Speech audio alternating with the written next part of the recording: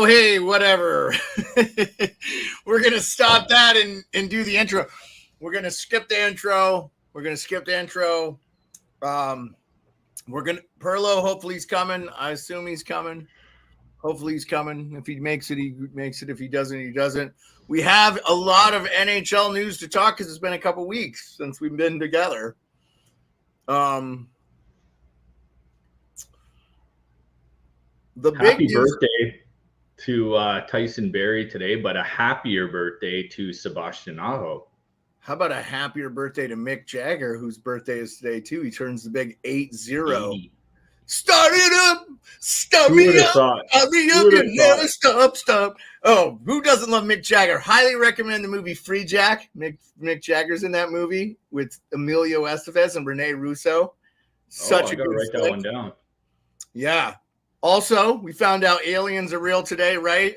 I mean, allegedly. I don't know if you saw it. That made Canadian news, but that was all over the U.S. news. The guy testified in front of Congress under oath that aliens are real. Non-human life forms, whatever. I mean, pandemonium. You know what's so funny to me, man? We don't react to shit like we used to, right? Mm-hmm. Because... well, we could find out the truth at our fingertips, and we could just go down a rabbit hole before you have to pick up the paper at the end of your driveway and believe whatever you were told. No, I got you, but I'm saying like, what, in the 1930s, War of the Worlds came over the radio and people jumped out their windows, and it was meant for entertainment. They had to put a disclaimer out because people thought it was so real. That was the power of the airwaves. Kind of the first thing. I think something like 30 people committed suicide or something, like jumped out of their windows because they actually thought aliens had landed on Earth because they were listening to War of the Worlds and they were hearing and they didn't explain to them, this is a talk rate. This is for entertainment, folks. We're telling you a story. you know, they didn't have a disclaimer and people were dumb as shit back. That's why I say people are like, oh, people are dumb now. Yeah, people are dumb now, but people are dumb then too. Now we're dumb because we have all the information in the world at our fingertips. And to quote the great Canadian Mike Holmes, look it up, man. Make it right. Look it up. Yeah. That dude is awesome, by the way. Big fan of that guy. Fixing drywall holes one fist punch at a time. He tears the whole damn house down and shows you all this shoddy ass work, all these shady fucking contractors do. Excuse my language. I'm trying not to swear. Uh-huh.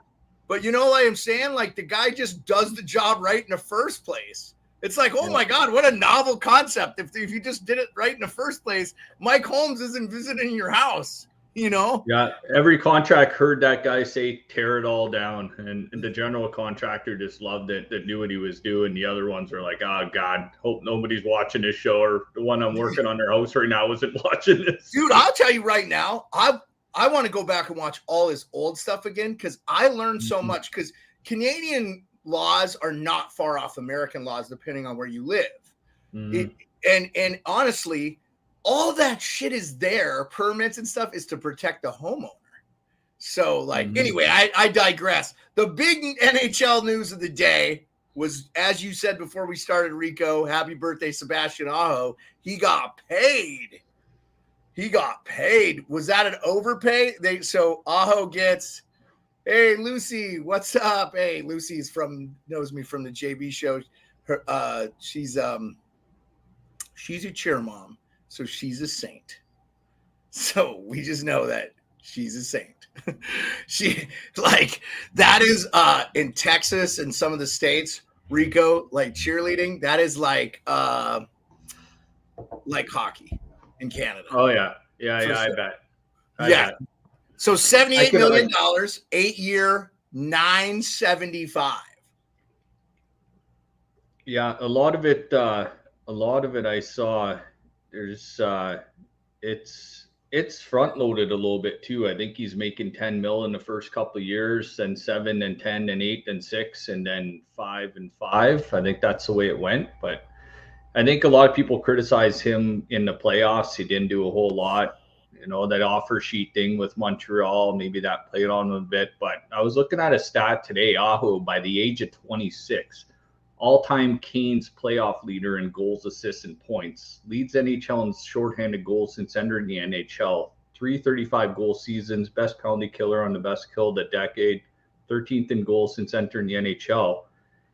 And since entering the league, he's got more goals than Kucherov, tied with Point, more than Goudreau, Kachuk, Laine, Barkov, DeBrincat, Connor, Crosby, and Zibanejad. Those are a couple things I had written down for the show tonight that I kind of caught me with Aho. You just crushed it, Rico. What a home run. Yeah, dude. He's one of those guys. He's just so sneaky good. You just don't think of him of being an elite guy. When we talk about him, we talk about maybe Montreal offer sheeting, because they offer sheeted him. And you're like, whoa, what does Montreal see in this guy? I'm a fan of him. I know he had 70 points last year or something, but no Svechnikov for a good portion of the year. That's going to hurt. You need to have those, it's why I don't like debating who's better, because you got to have other players to play with. There's never been a team where the greatest player has won on his own. Gretzky had Messier and Curry and, Grampier and, like a ton of good Paul Coffey. So speaking of Edmonton, here's our man Perlo. What's up, Perlo? Sorry about that. I got delayed. You're okay, man. I told Rico, never worry about being late, man. If you guys let me know before we start the stream, I may push the time. I had no reason to think I was going to be late, but that's okay. Where are we at? Yeah, no worries. No, and I also felt bad, Perlo, because I set the stream up on my phone. Just sorry to everybody that's tuning in. I didn't send you the email. It's a little difficult to do it from my phone. So when I set it up on my computer, I usually do it, but I did it only about 15 minutes before the first start time. And Rico was running a little bit behind because he wanted to finish eating dinner, and I was kind of doing the same thing. So we were just talking about Sebastian Aho. That's the first thing we've really talked about, other than the aliens are real. Canes agreed to Aho's $78 million deal, 8-year, $975. Rico crushed it with some great stats about where he is in the playoffs numbers, just among the elite of the elites. Really, I think it doesn't hurt. I was going to follow up with what Rico was saying, is that Carolina very rarely misses the playoffs, right? Yeah, for sure. And you know what you were saying, Jeremiah, earlier when he came on was, with Svechnikov being gone, a lot of players' reliance is on other players being healthy and making them better. You're comparing a player in a different situation in a team sport. It's not like we're comparing the greatness of Djokovic to Federer. Those guys are like their own player. In hockey, you're playing on a team. With Svechnikov gone, I think that really did hurt Aho. It put a little bit more on him. And him being a center, I think that's a good deal. Nylander's looking at that now, and I'm a winger. He's a center. That was compared to in Toronto media today too. As soon as Aho signed that contract, I think Toronto could give Nylander $9 million and not bat an eye. I think he's worth it, and they don't have to worry about it. But I don't want to fall down the Toronto Maple Leaf rabbit hole. Yeah. Let's hear Perlo's thoughts on Sebastian Aho's 8-year, $975. I'm guessing what I know about Perlo is that he likes that deal too. Oh, it's a sweet deal. There's like I don't even know. What I want to know is, the NHL is the only major sport where players just take deals like this. Aho is probably worth about 11.5, somewhere around there, if he wanted to, if he really wanted to do it. Like, he probably gets that on the open market easy, I think. Easy, yeah. So, especially on a long-term deal too, especially at 8 years, the cap's just going up. He's given up free agency. He's given up everything to take 9.5. I mean, if he keeps up his production, that deal is going to look absolutely beautiful. He'll be 34 at the end of the deal. I think it's a perfect time to renegotiate if you're the team. You get Aho Yeah. under team control for almost a decade. Yeah. And the cap is supposed to go up 4 next year, a minimum of 4 next year, Yeah. and possibly in the vicinity of 10 million after 2025. So you're talking about a total of 4 million next year and 6 the next year after that. So teams will have an extra 10 million in cap space. Essentially, that's a free player. That's a top level guy. It's insane. Like, Yeah. it's insane.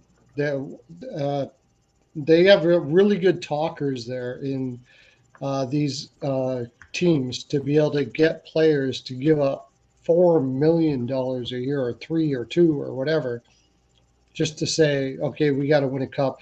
It's because of the cap. That's what I guess they're just saying. It's because of the cap. We can't give you any more than this. And Aho, I believe he's married and has kids. And, Sure. if he loved Carolina, he's just like, you know what, I'm making a lot of money. I'm going to sign this deal. But Hey, real weird. quick, You don't see it in any other sport.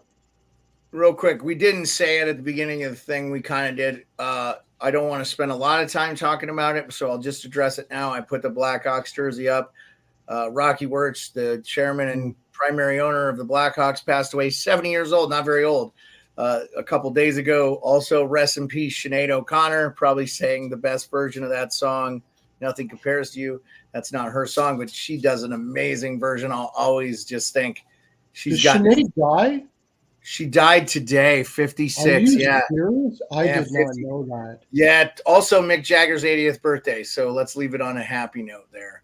And Mick Jagger goes 80 and Sinead goes what? What's she? Can't be much 56, more than 65. 56, she died. 56. Yeah. My gosh. Yeah, not very old, man. Anyway, over my left shoulder, but your right or whatever, however you're looking at on the screen, I put up Mr. Patrice Bergeron announced his retirement. And boys, what a career. And anybody that says otherwise is a jackwagon, in my opinion. I cannot imagine how anybody could say otherwise. Well, Mark Madden from Pittsburgh, who covers the Pittsburgh Penguins, said he's the poor man's Ron Francis. And I could not disagree with him more. About? Yeah, what an idiot. I mean, I think, in my opinion, and I want to hear what you guys have to say, maybe the best two-way player I've ever seen in my life. Guy Carbonneau. I mean, but the thing about Carbonneau was he didn't scare you offensively like Bergeron could. Like, he was good, but he wasn't as good as Bergeron. I just feel like when you say true two-way, that guy was as good defensively as he was, or vice versa. He was as good offensively as he was defensively. What an incredible player. Just a huge loss to the NHL, but 20 years, great career, Stanley Cup champion, and he won the Selke, 6 times? I don't know. They could name it after him. What do you think, Rico? Yeah, no, I was listening to Fan 590 because I was off all day today, so I was out in the garden this morning, and then next thing you know, we got our next guest, Rear Admiral from Spit and Chicklets on the Fan 590 this morning to talk about Bergeron. And I know he had amazing things to say. Even Fan 590 said when we think of Boston, we think of URA because he followed his career, and it was an awesome interview. And one thing that stumped RA a little bit though was who are your top 3 Bruins of all time? Of course, Bobby Orr's number 1. Who would you put at number 2? Well, you could go Bergeron there because RA did, but he said he'd have an argument if somebody made him 3. Yeah, I think you could go. You have to go Bobby Orr. I think Ray Bourque you throw up there, probably number 2. Cam Neely's probably in that mix. Phil Esposito, let's not forget him. I mean, the guy scored 70 goals, 3 times or something. I don't know. It's ridiculous I know he scored 76 one year. So it's ridiculous that he gets left off the great players list sometimes. But you know what? Number 5, I mean, you got to have Chara up there too, right? Because he played there so long. He's top 10 Bruin of all time, top 6, top 5. Pretty hard to say He's at least in the top 10. I don't know if I want to spend a great amount of time debating. He's a first ballot Hall of Fame. I think they could change the name of the Selke to the Bergeron, and nobody would bat an eye. Well, there's 5 guys in the top 5 for the Selke. Number 1's probably Bob Gainey. Then you got to think Guy Carbonneau, Pavel Datsyuk, and probably Yari Lettinen for Dallas might be up there too. Yeah, I'd say Bergeron to me is the best two-way player of all time. You said exactly what I said. Yeah. Datsyuk is second. And then, I don't know, after that, well, you got the thing about Pavel Datsyuk is he never took penalties either. He'd win the Lady Byng and the Selke the same year. And to me, that's incredible too. I don't want to take away from that. This is not about taking away from any other player. Do you imagine if Datsyuk played in this generation? I mean, you got to remember he played in the clutch and grab. And I don't know. I think Datsyuk came in a little bit after when they won their cup in 07 against Pittsburgh. When Crosby came into the league and when was he? 08? No, Crosby came in 05, I think. No, they won their cup. I'm sorry. Yeah, but Datsyuk was on the 08 Red Wings. NHL, that's when the rules changed. So I think Datsyuk might have been a little bit before, but a little bit after. He was he was right at the tail end. He was right at the tail end. No, we've been blessed to see like unicorn players like Ovechkin. But Bergeron was elite now. Yeah, I mean, he left. He retired elite two-way player. Elite. Complete elite. Yeah, don't disagree. People try to make a case for Kopitar against. No, I'm sorry. Kopitar is a great player, but you know what Bergeron did? Bergeron, I've never seen a guy be able to play both sides of the ice the way he did. But the kind of guy off the ice, and what Brad Marchand said, that he instilled that culture in the dressing room, coming to the rink every day, would have meant to put on that Boston Bruins uniform, like just a solid guy on and off the ice when you want to commit to that team. Man, he touched a lot of guys there, it seems. And Boston was that rough and gun, like rough team, and they weren't that great until he came there, really. I don't know. And Bergeron didn't take too many penalties either. Like, he only took them when it mattered. Like, the guy was just brilliant. No, he's a super smart hockey player. And I 1,000,000% agree with what Rico is saying about Marchand's comments on Bergeron. But also, Zdeno Chara said, like, he wasn't really a captain. That Bergeron was as much of a captain as he was, and he wore the C. He said he wore the C. He said he wouldn't have been half as successful if it wasn't for Patrice Bergeron. When a player like Chara says that about you, I just say there's nobody that has anything. It's like Keith Jones. Nobody says anything bad about him. Like, he's such a nice, likable guy.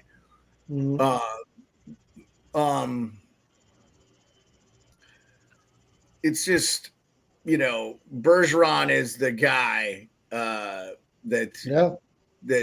we're all going to measure. Hey, Elite Eklund, thanks for coming in, man. Appreciate you very much. Shout out where you're coming from. Thanks again. We were just talking about Patrice Bergeron. We started the show with the Sebastian Aho deal. I want to talk about, we got a lot of stuff to talk about because we haven't met in a while. I want to talk about a couple other things that have happened. The Toronto Maple Leafs arbitrator ruled that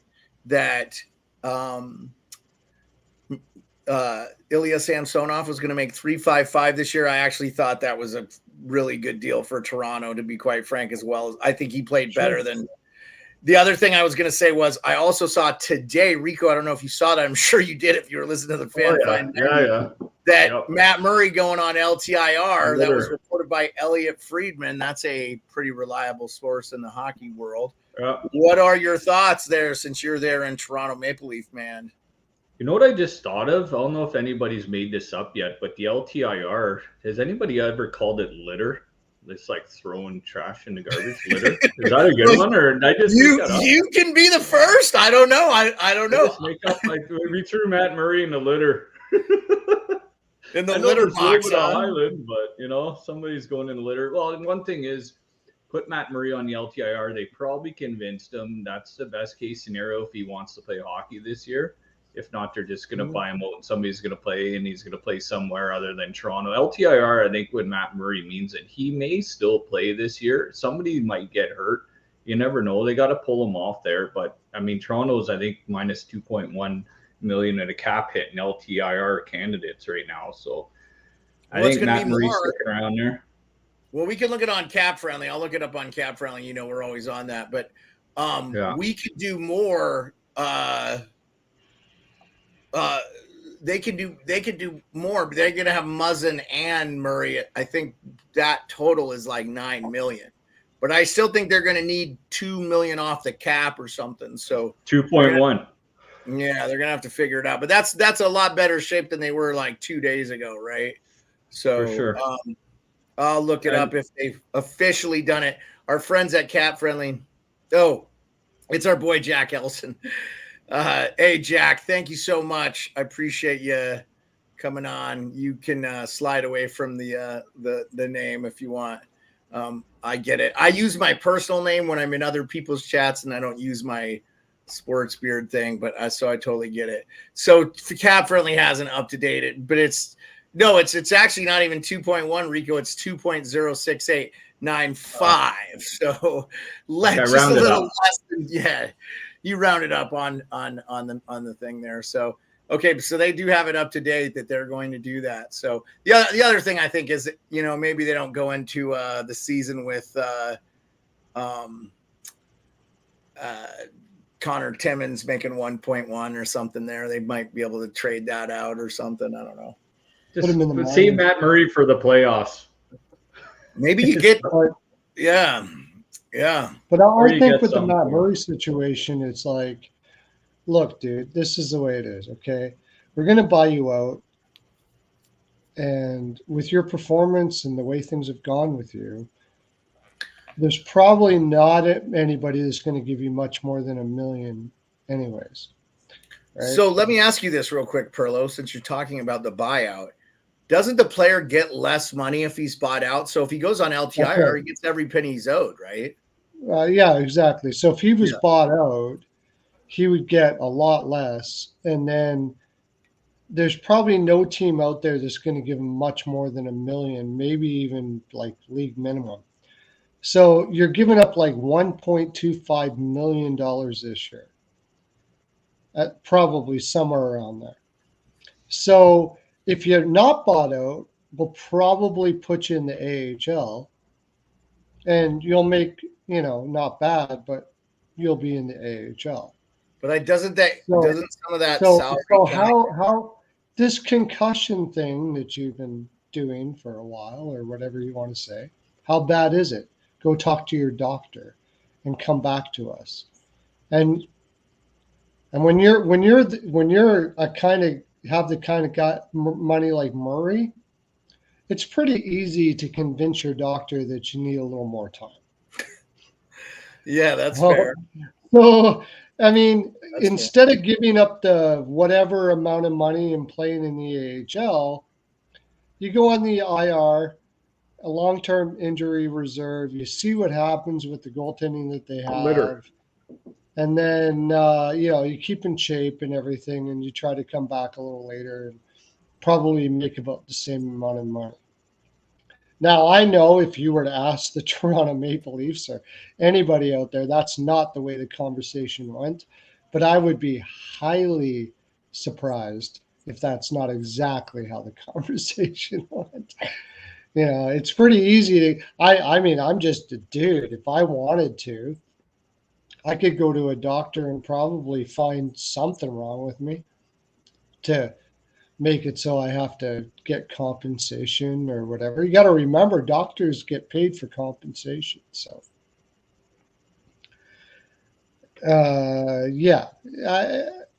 I could be wrong. It could be just concussion problems and all that stuff like that. But,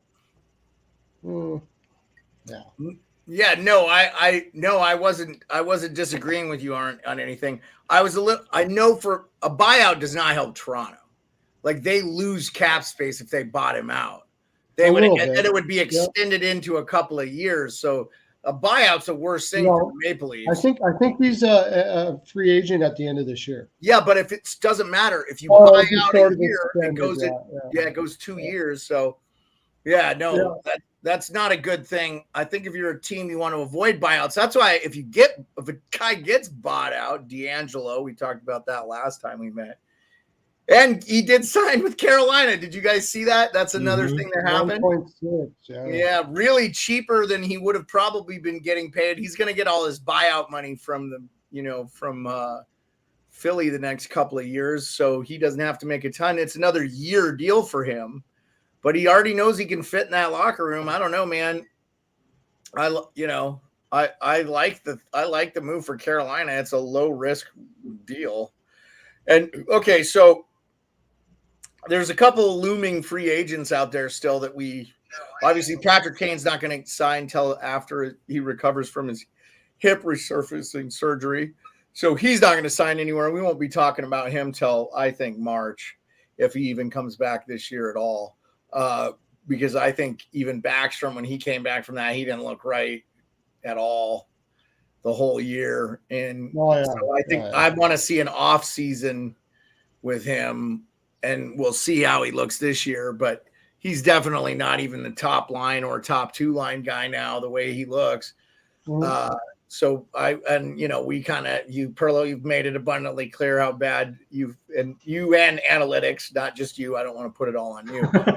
Patrick Kane has been not good defensively, and that's not going to get any better with age. And if he's not able to skate well, so, we might have seen his last day. If he can't do better than that, then he probably should retire. I think he can do better than that. But no, he can if he recovers from. Again, these guys are playing at a high level. The game is fast now. So I did want to talk a little bit about Vladimir Tarasenko. I don't know what's going on there. Like, why has he not signed a deal? Carolina, to me, makes the logical sense. They need depth scoring. Boy, if they got him for a deal, and if they could move out Pesci and bring in Carlson, and I don't know, and if I am San Jose, I trade for Pesci. I like him as a right shot D. I think he's a very good defenseman. He would fit very well in their young. He's not very old, and they can get rid of Carlson. Got an MTC though. That's a problem. It's the last year of his deal. And he's going to be, it doesn't matter. They've got to move him because they've already. But I think he's got a no trade clause, and I don't think San Jose would be at the Well, let's look it up while I'm on Cap Friendly, so I can just look it up. Anyway, what do you guys think about Vladimir Tarasenko? I don't know why I got off on the Brett Pesci talk, but I don't know if there's just a long-term injury concern when somebody signed him. I think he's got to just sign somewhere at an AAV of just 1 year on a prove-it deal. I think teams are hesitant to give that guy a long-term deal. You're talking about Pesci or Tarasenko? No? Oh, Tarasenko. Oh yeah, 1 year deal. I don't have a problem. I see that. Just go somewhere where you're going to play on the first line, right wing, bite the bullet. You won your cup already. Unless you want to go to a contender and take a little less on a 1 year deal, just fucking get her done. Prove yourself that you're healthy, you're fully healthy, you're ready to put it in for a year, and then you could still sign a deal after for a few years. Yeah, I think he's looking for 8 or 9 million in that range, and that's why it's been a problem. God, no. That's why it's getting close to that. Well, there's no market for it, and you are correct. He has a modified no trade clause for this year, and a list of 15 teams he would be willing to be traded to. I'm pretty sure San Jose's on that list. Well, I don't know. San Jose, who doesn't want to live there? Yeah, look what happens to you when you go on a cup run. Look what happens to you. Look what happened to Gabriel Landeskog when he won on that cap run. Look where he is now. And I think Tarasenko, that took a lot out of him in 2019, running that cup in St. Louis as well too, man. That's hard on your body. Go hard towards the cup. And now he hasn't been the same since, man. So I don't know what's going on there, but I think there's a team that if he's not signed before the year, that if they have an injury at wing, will bring him in at like $7 million easy if they have the room. So I could see it. I could see a Seattle if they lost a winger. In fact, if I was them, I would be interested in him at a try a year, because all he's going to do is add scoring. They lost Sprong. They lost a little bit of that. They lost Geeky. They lost a couple of guys. Anyway, the rumors are Carolina, because they have cap space, right? They're bidding against themselves. There's nobody else has cap space or is going to spend the cap. A lot of teams are spent to the cap. Toronto's got to get under the cap before the season, right? And that's why we're hearing from Elliot Friedman in July that Matt Murray is going on LTIR.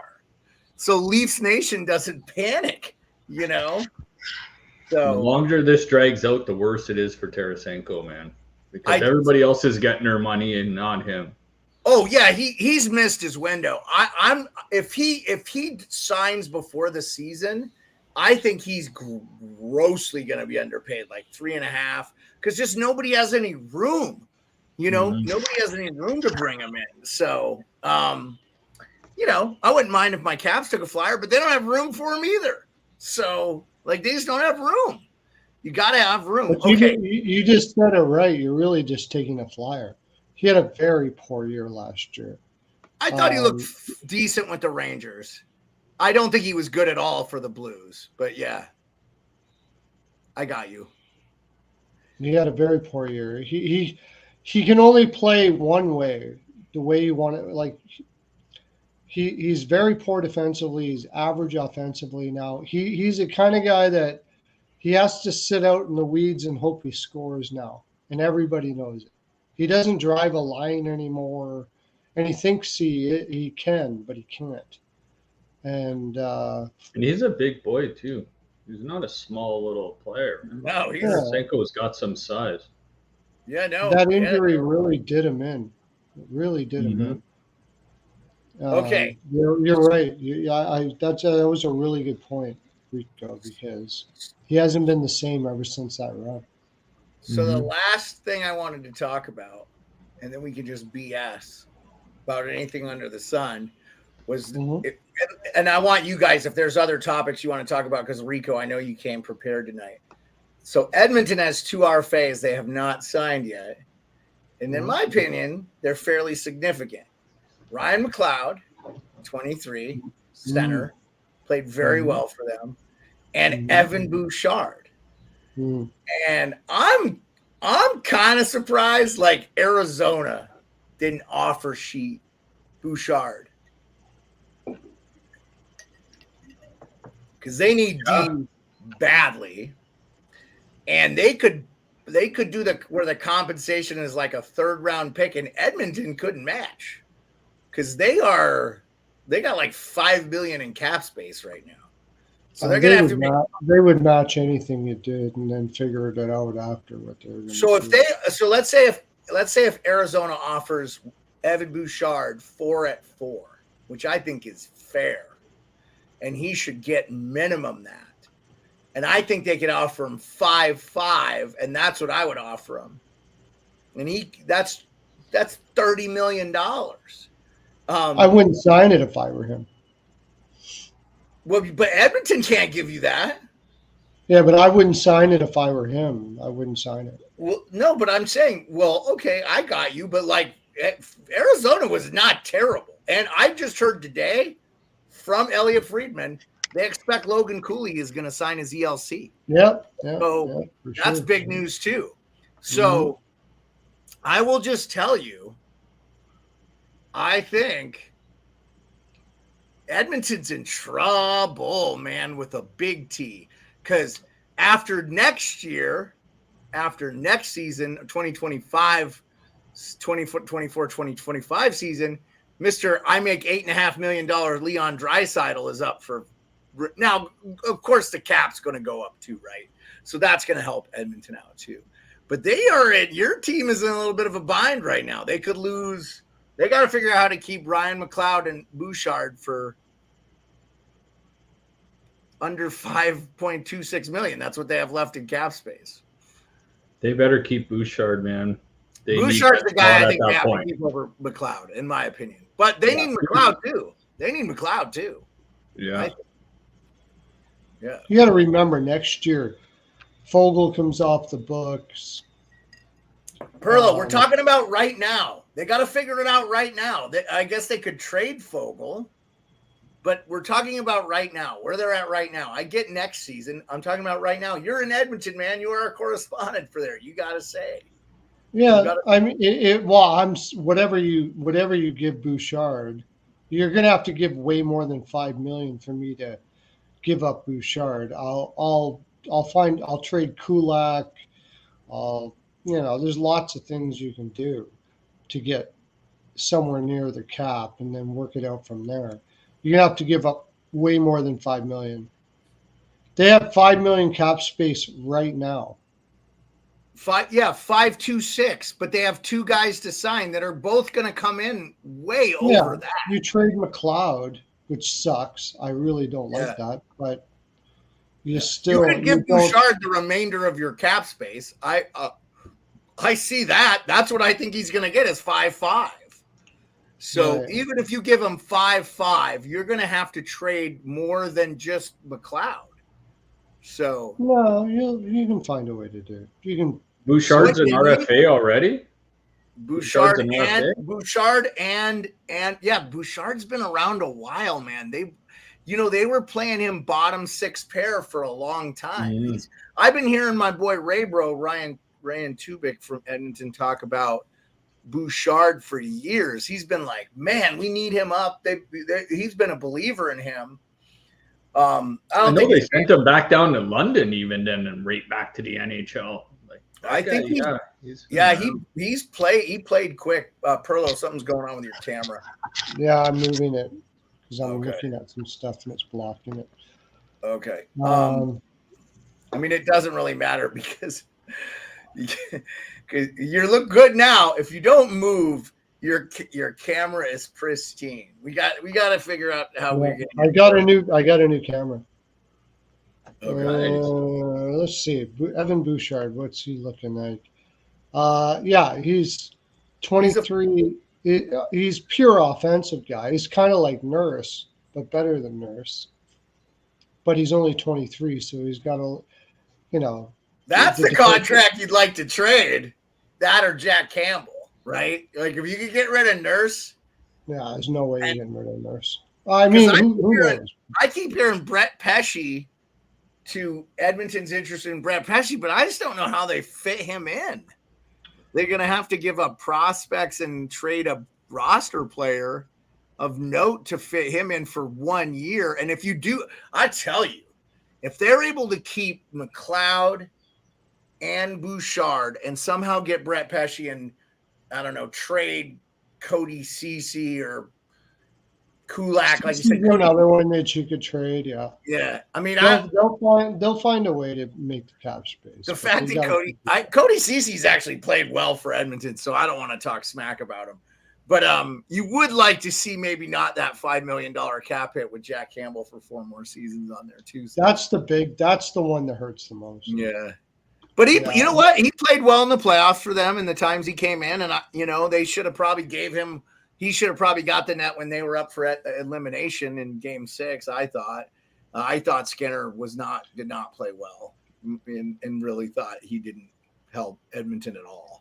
Jack Campbell needs a good year this year. Jack Campbell, like we talked about last time, he needs to go away to a wellness retreat, and Edmonton's got to freaking pay for his whole summer and just look after that guy and make sure he's ready for the year. And he could start the year as a $5+ million goalie, and all of a sudden he finds his way because the guy's got talent, but just it seems like he gets in his own head a little bit, and then they did him wrong a little bit in the playoffs by starting Skinner in that last game and like leaving him with that taste in your mouth all summer long that you're the number one, but you weren't at the very end when maybe we could have given you that shot as a last resort. But so you don't seem worried at all, Perlo. I would be maybe worried as an Edmonton Oilers fan that if Bouchard is the guy there, again, I'm really surprised.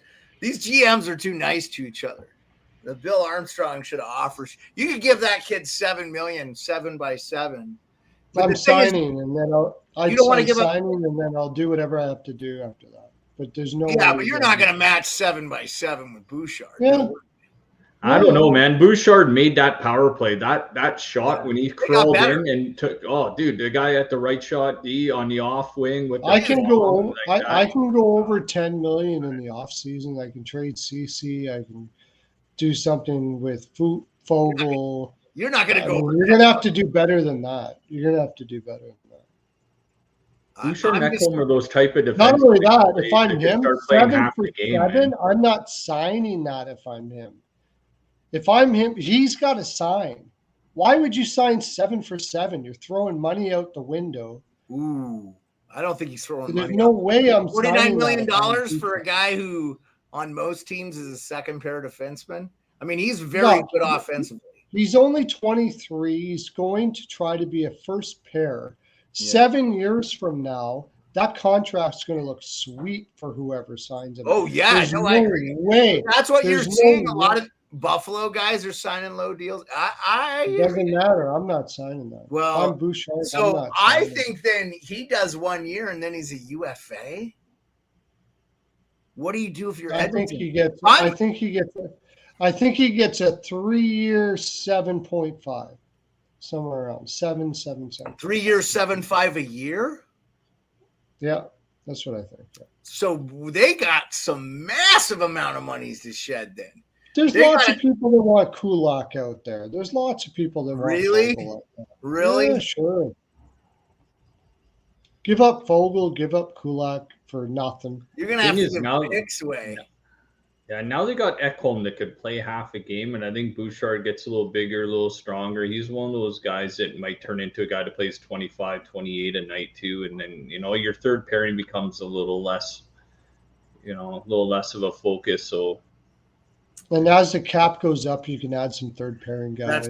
That's true. Yeah, I mean, it's just really this year they're in a pickle. Mm-hmm. Now, if somebody were to be if I'm somebody, if you really want to do her, he's a guy you give 9 for 8 right now. Maybe he might sign that. I'll give him 9 for 8. Yeah, but then you have to shut it. Now Edmonton's in trouble if you're offering 9 for 8. I would really about the offer sheet, though. About the Bouchard offer sheet, that's intriguing, man. Well, but here's why I say this: if you're not going to give up, if you gave over what the compensation, I'd have to have NHL 23 pulled up, but the compensation, if you gave a $9 million a year contract to him, is like a first and second, or it's like I think that might be in the range of 4 firsts in a row. So you'd be giving up 4. I'll find out while you're talking. I'll find out. Yeah, the compensation is well, I can look it up too, Perlo. You don't have to. It's really offer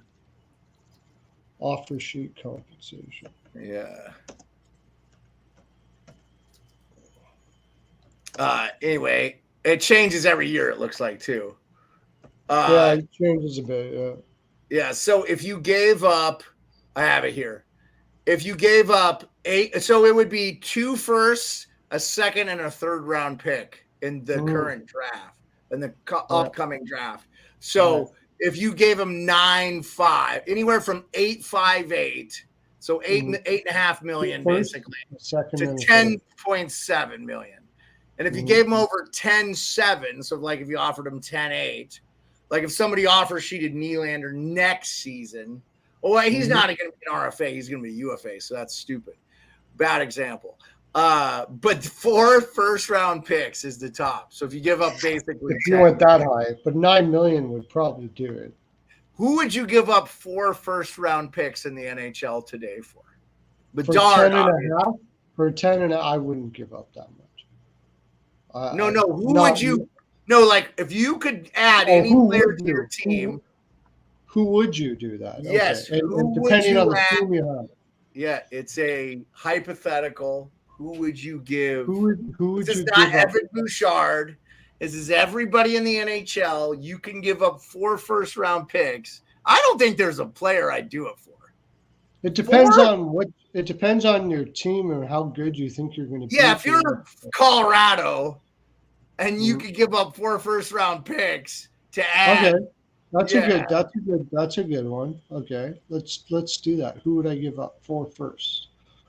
You could Connor add McDavid or nothing. Connor McDavid. I would do it. I would probably do it for Connor McDavid. I would do it for Draisaitl, I think. I would do it for. I might do it for Crosby, but he's getting up there. I would do it for if I'm Colorado. They're going to be late first. I would do it for Tage Thompson. Yeah, that would be a good one.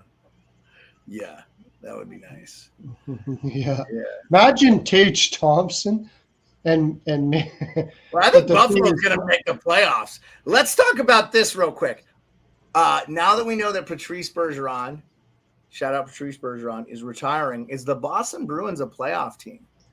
That was my next one. Who's their number one center there? I got it for you. Zacha or Charlie Coyle? Pavel Zacha is playing with Marchand and Pasternak, probably. If you were the Boston Bruins, would you give up 4 firsts for Tage Thompson? I would. They need that changes everything. Marchand's 35 right now, man. Either that or Boston's probably going to play the year, have a little bit of a sideways year, and next thing you know, they might trade Marchand, man, while he still has some type of value during the year. He's 35, probably the last of his production. Yeah. This is okay. This is their top line. Great top line. No issues there. Zacha, maybe not a top line center, but definitely Marchand, Pasternak are top line players. Right. Their second line, JVR, not at this stage of his career. No. He scores 25, 30 tops. No, I mean, no, he wasn't even getting 15 minutes a night with Philly, and they were dog doo-doo. Sorry, yeah, he played to his environment there. He'll park his ass Boston style in front of the net. Coyle and DeBrusk are decent players. Like, DeBrusk is a top 6 guy, no question about it to me. Coyle, I don't know. I mean, I'm not, again, Boston, he's very streaky. Do you know what Charlie Coyle is? He's Comfer. Yeah, that's a good comparable. Yeah. And this is their bottom 6. I think Geeky's gonna have a little bit of a high upside year. Yeah, I agree with that. Everybody does, but I don't. I don't. I think they're overrated. According to Perlo and his analytics. Hey, I don't. Perlo-lytics. Perlo-lytics.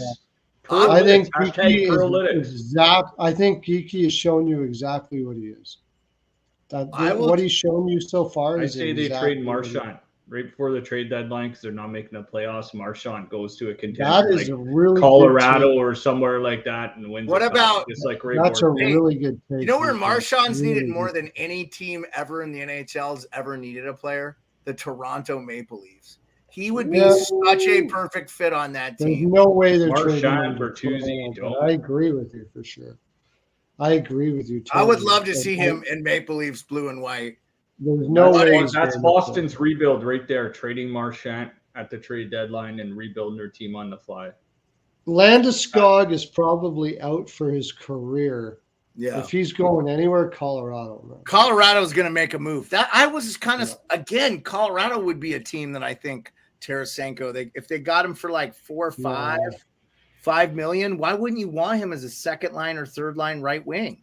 Not a bad guy. They have but if he's a second liner, he's going to mow through most second lines in the NHL, especially Colorado's an either that or Marchand goes to Pittsburgh for one last stand with Crosby. That makes me sick. I don't want them. Who? Marchand? Marchand plays with Crosby in Pittsburgh. They don't have the cap space, and I don't know how they would do that, but if they could, they would probably do it. But I think Colorado was my first instinct at the trade deadline. Colorado picks up Brad Marchand to play with McKinnon and Rantanen.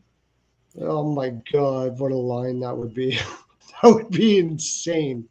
That would be freaking. They're winning the cup. You know that group is going to win the cup again, with or without Landeskog. That team is way too talented.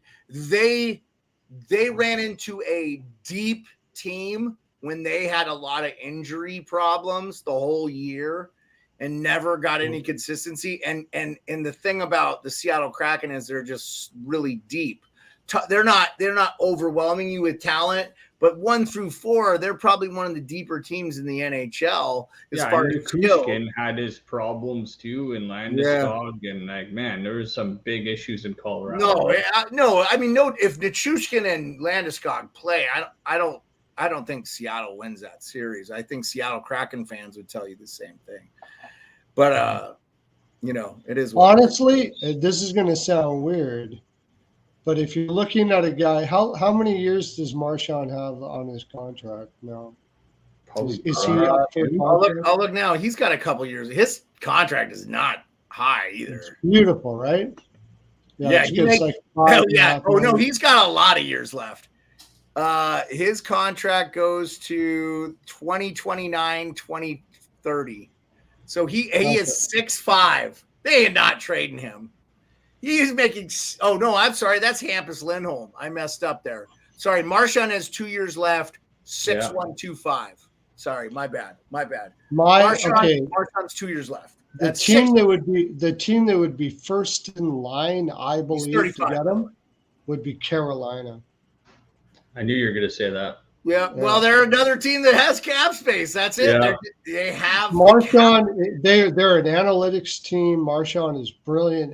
He would fit there good. And he's got cups. He brings something they don't have. They're a cup team right now, I think. I think Carolina. I think Carolina would be all over Marchand if he wants to go there.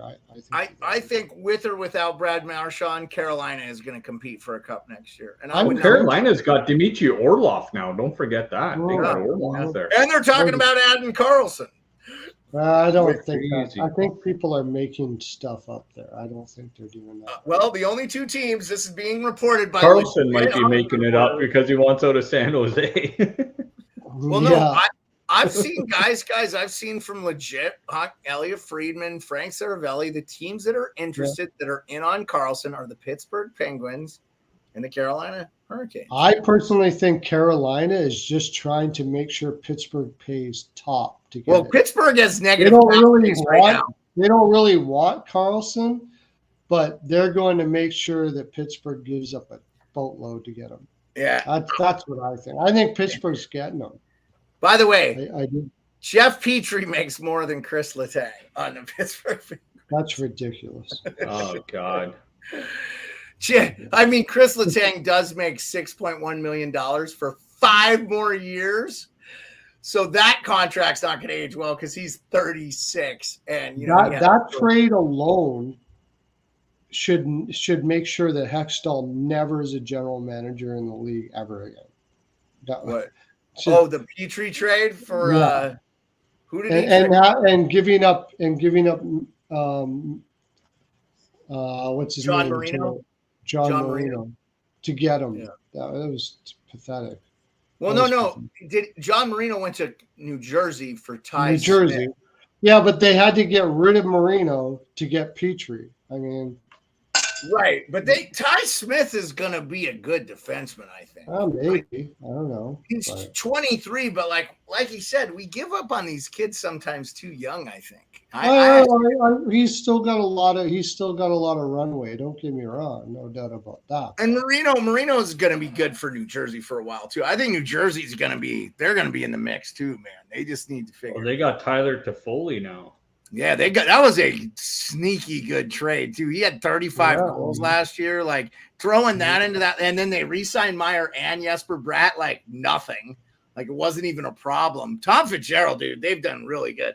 Outside of Dallas, be far hard to find it. And I think Buffalo's been doing a really good job with their salary cap and stuff. But like they didn't draft Tage Thompson, they traded for him and stuff. But it was a good trade. It worked out. I mean, I'd much rather have Tage Thompson right now than Ryan O'Reilly. So that worked out. Yeah. So it worked out for both. I almost like Carolina coming out of the East if I were to guess right now, especially even adding Michael Bunting and Orlov. Like I think Bunting is going to do well for them. He's He going to do will. good for them. He's So not They'll going slot to. him into a position not on the top line. They'll slide him up and down the lineup. Where He'll they be need 2 him. or 3 for them and still probably score 20 goals. Yeah, he'll be good for them. And look, Toronto was a very good defensive team. People forget, like, analytically, they were very good. That's why a lot of people are worried about them this year, because Bertuzzi and Well, actually, they got worse He's not the best two-way player. No. yeah, no, but they're not very good analytically. analytically. Yeah, they got worse analytically. Yeah, for sure. Yeah, Klingberg, Domi, Bertuzzi, like these guys are like run and gun, man. Yeah, They don't come back. They don't come back. Crap about defense. Any one of those guys. Yeah, but I'm going to be betting overs all day. They're on Toronto. Perlo's per. I say list. Toronto wins the Presidents this year, though. I say Toronto wins the Presidents. That's a kiss of death. You know they're losing in the first round if they win that one. God. Rico, you know what's happening. If the Leafs win the President's Trophy, they are for sure losing in the first round. Yeah, I know. Look at Boston, man. In Bergeron's last retirement year, you set an all-time record. You win it all, and next thing you know, let's run to the cup, and you're out in the first round after being up that many games against Florida, and then Bergeron stews on it and has to retire today. Like, oh man. I think Bergeron said I gave everything last year, and we couldn't get it. So that was the year. That's why they brought everybody back. They should have not let him. Not that I hated Florida. I loved Florida, and it was such a good story. But it really would have been nice to see Boston advance. First of all, I would have loved to see Boston, Toronto in the second round. Mm-hmm. That would have been great. Yeah. The Leafs did not look good. And, against Tampa. Thank you. Hey, Bacon, what's up, buddy? Our friend from Bacon. Calgary. That's a team. That's a team we haven't talked about. What are they going to do? Because I thought for sure they were going to move Hanifin. He's already made it clear. So is he a trade deadline? Why don't you? What in the hell are these general managers doing, guys, by not trading these guys they know aren't going to re-sign in the offseason when they have all this time and they can really make the deal good, instead of like, oh, shoot, the trade deadline's here, better move Hanifin. What are you doing? Craig Conroy not starting off the best, I think. No, man. Calgary's going tits up, it seems. They've been not doing anything, so we don't know what's going on over there. Kadri to that long-term deal. It's like, man, this guy's going to be the face of your franchise? What the hell's going on? No more Goudreau, no more Kachuk, no more Monahan. Like, those are the type of players that I thought Calgary's going to win a cup with, and all of a sudden they just flipped over on their side. And, man, they got a good goaltender there, but I don't know, man. Rasmus Anderson on D. Who else? They got Tanev. Yeah, it looks like they might trade him too. They're probably Rasmus Anderson's probably the one guy they're not trading on that blue line. Yeah. Lindholm goes before Hanifin. This is from our friend Bacon in Calgary. I believe he goes to Boston. Well, I'll tell you what, we just looked at Boston's line combos, and they could use. They would need him the most. Yeah, they need him. Good two-way center. Yeah, they need him bad. And for those of you that are coming to the stream late, and we'll wrap it up here real quick. Boston's starting 6 as of right now looks like this. Pavel Zacha as your starting one center. Pasternak and Marchand left wing, right wing. There might not be a better left wing, right wing combo in the NHL. So that doesn't matter. I think that line will be fine. But JVR, Coyle, and Van Riemsdyk, one of those guys I think is a top 6 guy in my opinion, in Jake DeBrusk.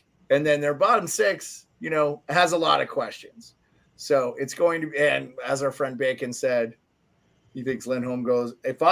He's speaking of two-way players, very underrated two-way player too, in Elias Lindholm, and also former Carolina Hurricane.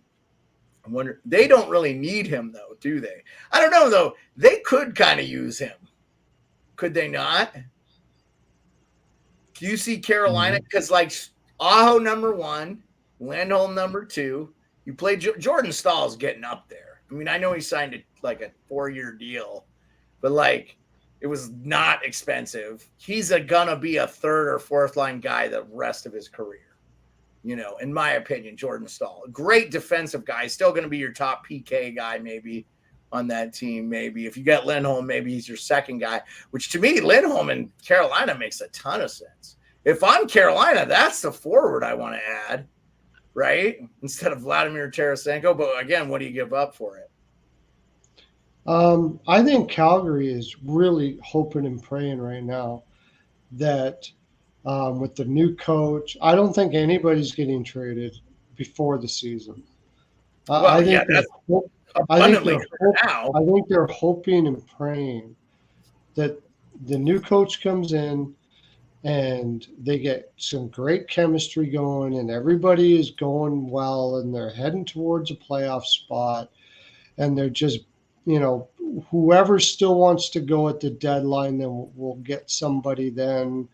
But they really, you don't make a trade like you did for Kachuk, for Huberdeau and Uyghur, and then have to trade everybody away. It just sucks. Just so totally. What's funny is that Calgary and Carolina don't forget about the only two guys in that trade are still on Calgary. That Hannafin for Hamilton and Furland and Lindholm. Like Hannafin and Lindholm were the only two guys on Calgary still. Those other two guys that got traded for are long gone. So Calgary kind of won that trade, and that's why I thought they were going to build around those guys. And with the young guys not wanting to be there, and I thought Calgary was a cup contender, and now they're going really the wrong way. Can you blame them for wanting to leave? Not because of Sutter. I don't think it's because of that. I think it's just because it's an organization that is just floundered. It's the arena, man. It's the atmosphere. I think they just don't like it there. Have you ever been don't like coming to the ring? I've never been there. I've never been there, but I heard Lucic's comments when he left, and that kind of said it all too. If you've got millions of dollars, and you get anywhere in North America to go to, Calgary, Winnipeg. Edmonton, and Winnipeg are like bottom of the list, dude. Like, seriously. And I live in Edmonton. Like, if I had millions of dollars, I would be out of Edmonton before you could say out of Edmonton. Where would your number one choice be? Where would it be, North America? Yeah. North America? You can go anywhere you want. Perlo would be on a beach, man. Perlo would be on a beach. It doesn't even have to be North America, man. Where would you just go? Period? Yeah. Oh, why limit yourself to North America? No, I'm just saying, like, if I was a hockey player and I could go to any team and I had millions and millions of dollars, I have to think about that. I've only thought about where I wouldn't want to go. Where would I go? Well, you made a strong point against it. I figured you'd know where you'd want to go. Yeah. What? Perlo's Hollywood, or is he a beach guy? I would like. Oh God, that's a good question because there's so many factors involved in that. Hey, don't take in the tax credit thing. Don't take in the no. Don't tax. take in tax. I'm just talking about where you want to live. It's where you want to live. I'll tell you right now, if I could pick as an American anywhere I would want to play, I would play in Toronto. Because I love the game of hockey and it wouldn't bother me. I would love all the attention. Because as an American hockey player, no one gives a bleep about me. But in Canada, oh my dear Lord, I would have my hands full. Where would you go, Rico? Give me some time. Are you going to go with you're a Detroit guy? Or are you going to go there? Oh yeah, I'd go play in Detroit if Yzerman was still there. I'd play 40 minutes south here because my family and everything would be able to just take a quick flight from Thunder Bay to Toronto to come see me, and a lot more of my relatives, that's my all the factors and stuff would be able to come see me. That would probably be most important because I'd be able to get more of my family and friends around me and stuff. And like Jeremiah said, man, you're in the spotlight. That's what you want. You want to be the best. You want to prove it. You can't handle it. Go play somewhere else like Arizona or Columbus. I'll say this. That has nothing to do with weather, but Ontario would be badass because there's so much awesome outdoor stuff to do. But I would say, and it's a big city too, right? So you could have the best of both worlds. Like I could live in Muskoka or whatever, right? I don't have to live in downtown Toronto or the GTA even. I could just rent an apartment or something during the season. But I will say this: if it's United States and I could pick, I would also pick like the New York Rangers because I would love to play in that market too. But that's because I would want that attention. I would welcome that challenge. But that's me, man. That's me. Okay, I got it. I figured it out, man. Hockey night in Canada, Toronto on Saturday night. I got two places I'd want to go. Montreal. Okay, I'm gonna guess Miami or LA. No. Okay. Vegas or Colorado. Vegas would be perfect for you, but you might get in trouble. Yeah, Perlo's a gambler. No. Well, no, but I'm a good gambler. I make lots of money, so it's okay that way. I don't gamble. I don't gamble. I hate gambling. I only like making money. So I'm not going to be playing slots and stupid stuff like that. They're not even slots anymore. It's like a computer game. But Colorado, like computer games they play. Colorado would be cool. Colorado's beautiful. It's got Colorado would be cool. I would like Colorado. I would do Denver. What if the team sucks? I could do Denver. The problem is I love something about every city I've ever been to. I see benefits of playing in Tampa. What a great city. Yeah. I would. Isn't it? I've never been to Tampa. Are you kidding me? Fort Lauderdale, a great city. I've never been to Tampa. I loved it. Yeah. Yeah, you loved it? Yeah. And I met by the way, I met a bunch of people from Ontario. They're like, yeah, we live here now. I was like, oh, really? And they're like, yeah, we had to move down here. I was like, oh, okay. Oh, maybe Tampa. I've never been to Tampa, so that's the reason why I liked it. Yeah, the Florida beaches are really good too, man. Really nice and stuff. So cool. Well, the thing is, a lot of people moved down to Tampa from Ontario because the housing prices skyrocketed and people sold their homes in the GTA. And the houses were like the half price down there, and they work from home. All they need is an internet connection to work. So. Oh. What's going on? Yeah, it's my internet, I think, guys. My internet kind of. Yeah, we're good. We're good. My internet. Yeah, my internet's coming back. Yeah, I don't know what happened. Our internet's been kind of spotty. Hey, Jeremiah, you told us you had a surprise for us. Are we doing this on air or off air? Yeah, I want to talk to you about it off. Is that okay? All right. Okay. We'll talk about it next time. Anyways, sorry, I thought maybe you forgot. Vegas for sure. I love poker. So you said Vegas. What was the second one? I'm so sorry. Colorado. Because I love the mountains. I love. Yeah. Oh yeah. Hey brother. I love the mountains too. Look. Yeah. If there was a team in Alaska. Yeah. If there was a team in Alaska, I would say Alaska, but there's not. So I would say Colorado. Yeah. Alaska would be my number one choice if we had an NHL team. Just because I love living here. But man, I would live in Ontario, man. It would be nice. I would do it. I already live there. Montreal would be on my list too, I think. Montreal would be fantastic. Yes, absolutely. I forgot about Montreal. Yeah, we can't forget about Montreal. I would like Vancouver too, but the one thing I'd say about it just feels it's so weird to me because it seems like it would be the chillest place on the earth. Like, it's snobby. But the fans seem super toxic. No, they're snobby, dude. It's Vancouver. Vancouver's snobby. So, well, I would have to check out Nashville because so many players. I've never been to Nashville, but I mean, you look O'Reilly, McDonough, like these, like people flock to Nashville. What I hear is it's just an amazing party city. So.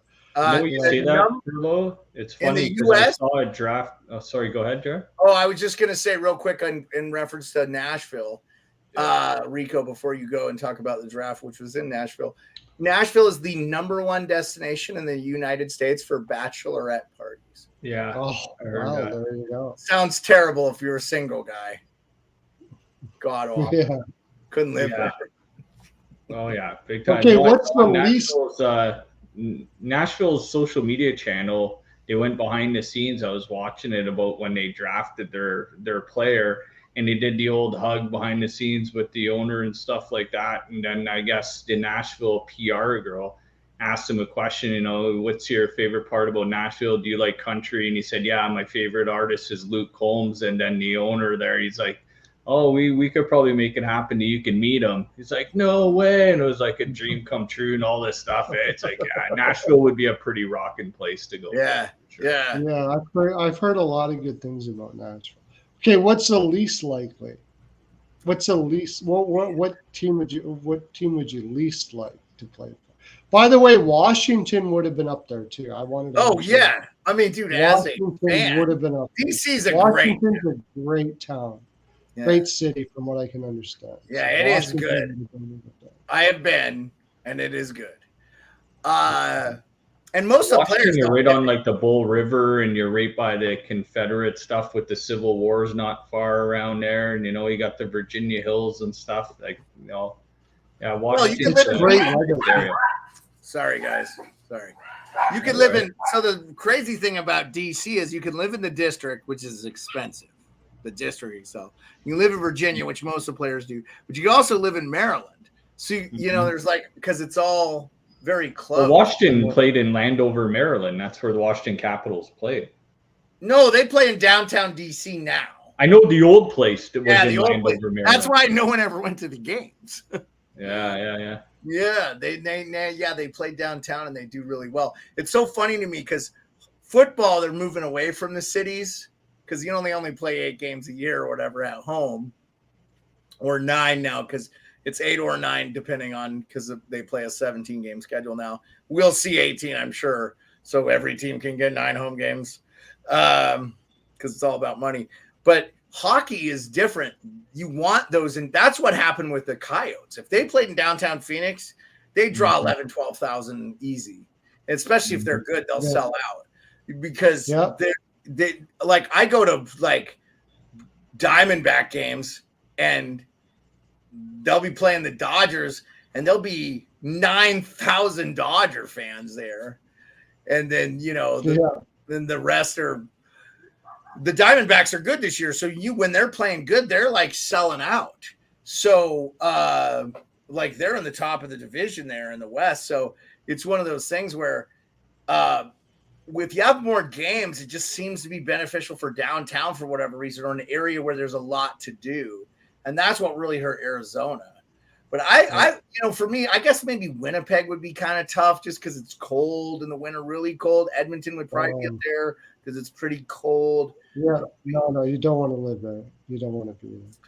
But Edmonton, you're by the mountains and stuff, though, right? You're not too far, so not too. Well, you're far. 3-hour drive. Okay, so Edmonton would be hard for me. What's great about I don't want to talk too much shit about my city, but what's great? Here's the thing about living in Edmonton. If you're not rich, it's a great place to live.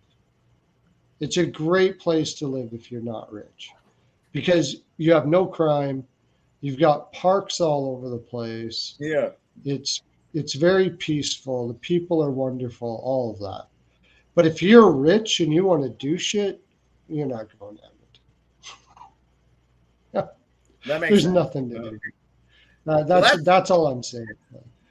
Yeah. Well, I think that's a great note to end the stream on. Let's end the broadcast. Thanks for everybody that came. I really appreciate it. We're gonna we can hang out afterwards, guys, but I'll go ahead and end the stream. Thanks everybody for coming. We'll see you again soon.